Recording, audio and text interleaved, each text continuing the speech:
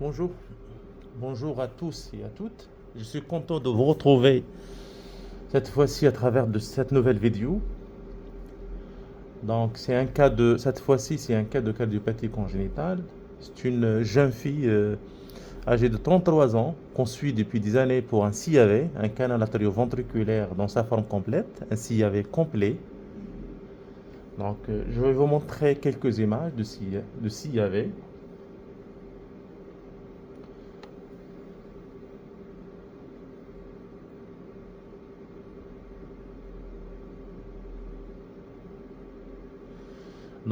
Donc CAV avec une dextrocardie. Donc, voici le CAV. Donc, s'il y avait le canal ventriculaire complet se définit par la présence d'une SIA. Donc, voici SIA ostium primum. Donc, SIA ostium primum avec une SIA large ostium primum avec une CIV d'admission. Donc, voici la CIV d'admission. Voilà, c'est la CIV d'admission. Et c'est la SIA ostium primum. Donc, avec une seule valve, aspect d'une seule valve auriculo-ventriculaire. Donc chez qui on a découvert une HTAB importante, sévère.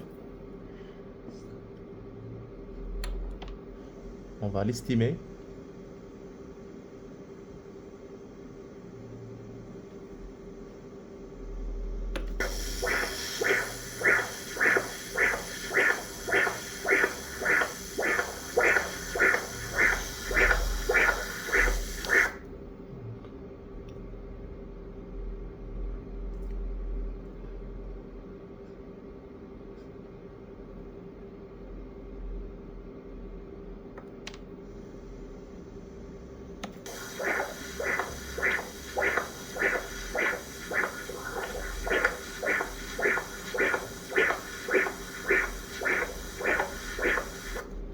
Donc voici donc l'HTAB.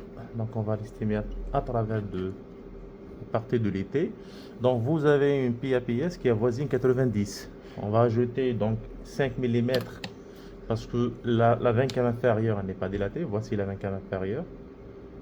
Non, plutôt, donc j'ai oublié une chose, il y avait une interruption congénitale de la veine cave inférieure. Donc il n'y a pas de veine cave inférieure.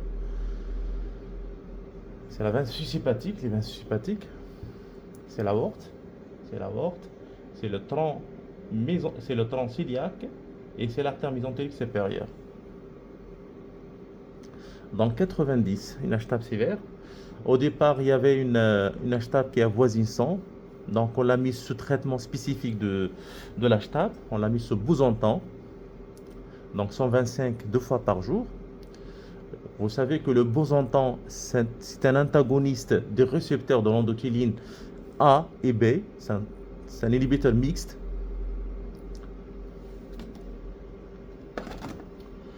Donc la chose qu'on a constatée depuis, ça fait plus de 3 ans, elle est sous Bouzantan, plus de 3 ans, voire plus, 4 ans ou 5 ans sous Bouzantan.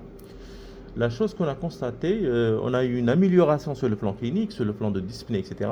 Mais on n'a pas eu une amélioration significative sur le plan du chiffre de l'HTAB. Donc il n'y avait pas de régression de chiffre d'HTAB. Généralement, il y a une régression de 5 mm, ce n'est pas significatif.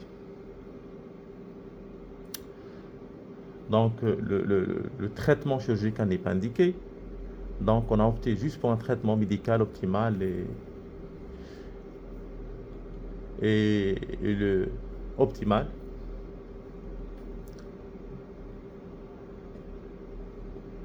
C'est bon.